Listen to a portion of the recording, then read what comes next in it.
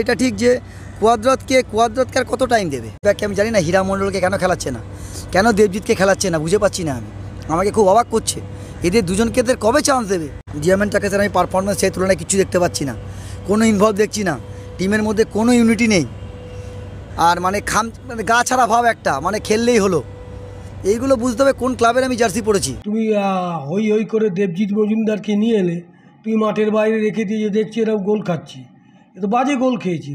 শুধু দেবজিৎকে যে এত তুমি নিয়ে এলে তাকে তো তুমি দেখছোই না। যে লেফট ব্যাক খেলছে হচ্ছে হীরা মণ্ডল বেটার প্লেয়ার, তুমি খেলাচ্ছ না। তুমি করাইনি, এবার বিষ্ণুকে পরে নামাচ্ছে, বিষ্ণু অনেক বেটার প্লেয়ার।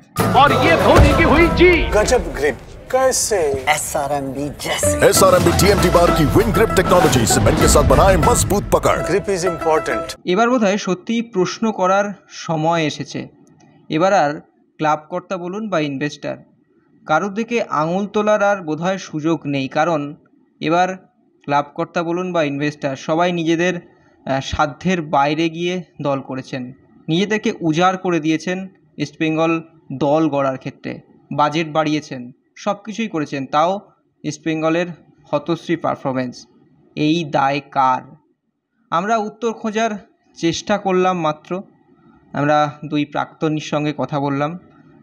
আমি অলোক মুখার্জি, প্রাক্তন ফুটবলার, তার সঙ্গে কথা বললাম, এবং অবশ্যই আরেক প্রাক্তন ফুটবলার রহিম নবী, তার সঙ্গে কথা বলেছিলাম। তারা উত্তর খোঁজার চেষ্টা করলেন।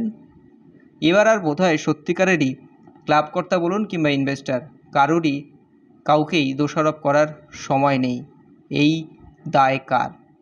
উত্তর মিলবে এই ভিডিও।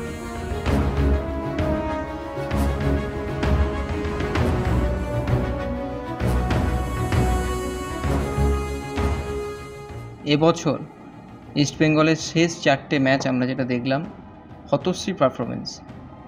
এবার কিন্তু বোধহয় আর ইনভেস্টার বা ক্লাব কর্তাদের দোষ দেওয়ার জায়গা কোথাও নেই, কারণ তারা সর্বস্ব উজাড় করে টিমটা গড়েছেন। এই দায়ভার কার? কারণ প্রথম কোশ্চেন হলো কোচের পছন্দ মতোই প্লেয়ার এনেছে, সেই প্লেয়ার যদি তার খেলা না মেলে ধরতে পারে সেটা তো কোচেরই ব্যাপার, সুতরাং সবচেয়ে বড় জিনিস লাগছে এরা তো সব বিদেশি কোচ, সব নামকরা কোচ এবং বিদেশি অ্যাসিস্ট্যান্ট, বিদেশি ফিজিও সবই তো নিয়ে দিয়েছে ইনভেস্টাররা, সে মনমান বলো ইস্টবেঙ্গল বলো। তা এখন দায়ভার তো এদের উপর পড়বে না, এখন কোচের উপরই পড়বে। সুতরাং আর ইস্টবেঙ্গলের দুটো ম্যাচ দেখলাম, বরঞ্চ কলকাতা লিগে ইস্টবেঙ্গল টিমটা অনেক বেটার ফুটবল খেলছে। জুনিয়র সিনিয়ররা বিনু জর্জ, কিন্তু এদের টিমের কোনো খেলা আমার চোখেও পড়ল না। আর এই বিদেশি জানি না কোথা থেকে এজেন্টরা এই বিদেশি দেয়, এবং কোচের মাধ্যমেই তো এসছে।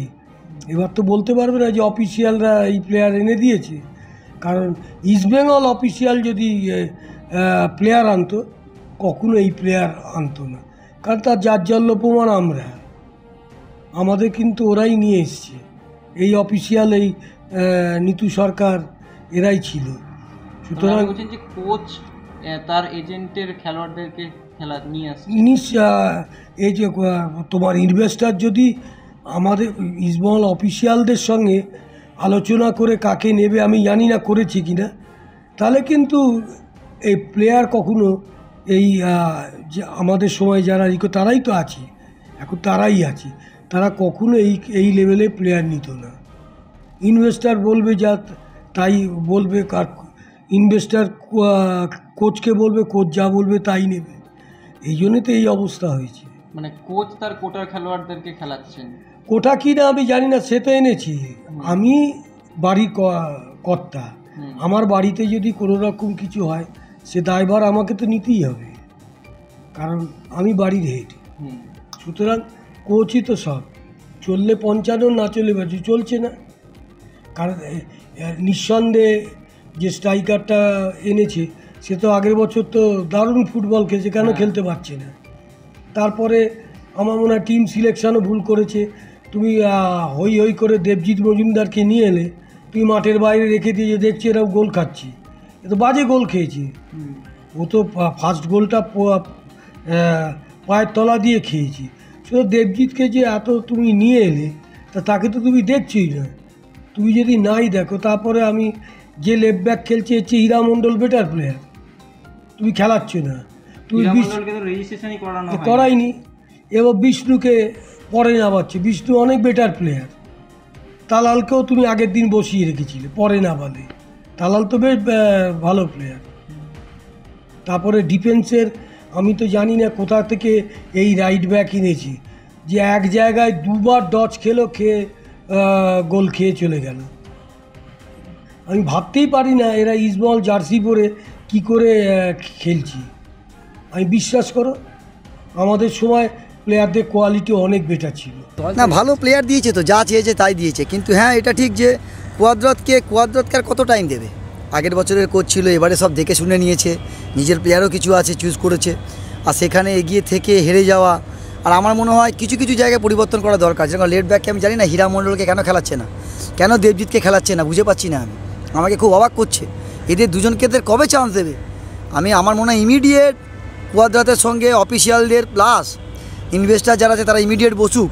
আর সত্যি কথা বলতে কোচের সঙ্গে প্লেয়ারদের জুড়তে হবে, যারা এক্স প্লেয়ার আছে, যারা বোঝে কোন প্লেয়ারটা কেমন বা কেমন খেলে, যারা রিজার্ভ টিমে আছে, যারা খেলছে, এবারে কলকাতা লিগ খেলছে, ওখানে অনেক ভালো ভালো প্লেয়ার আছে, ওখান থেকে আরও কিছু প্লেয়ারকে চান্স দিতে হবে ওখানে। আর যে সমস্ত প্লেয়ার নিয়ে এসছে তাদের পারফরমেন্স, কিছু কিছু প্লেয়ারের পারফরমেন্স কিন্তু খুবই খারাপ। জিএমএনটাকে আমি পারফরমেন্স সেই তুলনায় কিছু দেখতে পাচ্ছি না, কোনো ইনভলভ দেখছি না, টিমের মধ্যে কোনো ইউনিটি নেই। আর মানে গা ছাড়া ভাব একটা, মানে খেললেই হলো। এইগুলো বুঝতে হবে কোন ক্লাবের আমি জার্সি পড়েছি।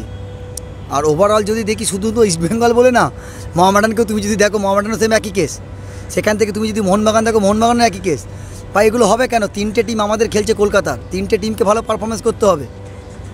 আর স্পেশালি আমি ইস্টবেঙ্গলকে নিয়ে খুব আমি বলে নয়, আমাদের সমস্ত সার্কেলের বন্ধু যত আছে যারা ইস্টবেঙ্গল খেলেছে, খুব হতাশ আমরা ইস্টবেঙ্গল ক্লাবকে নিয়ে।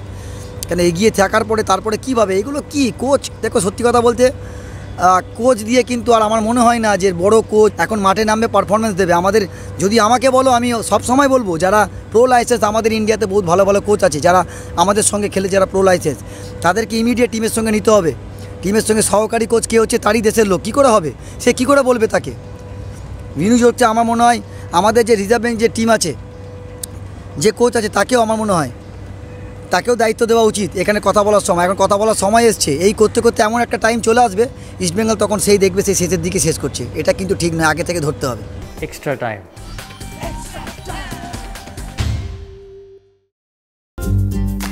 লেটেস্ট নিউজ আর এক্সক্লুসিভ ভিডিওর সঙ্গে আপডেট থাকতে এখনই সাবস্ক্রাইব করুন আমাদের ইউটিউব চ্যানেল। বেল আইকনে ক্লিক করতে ভুলবেন না যেন।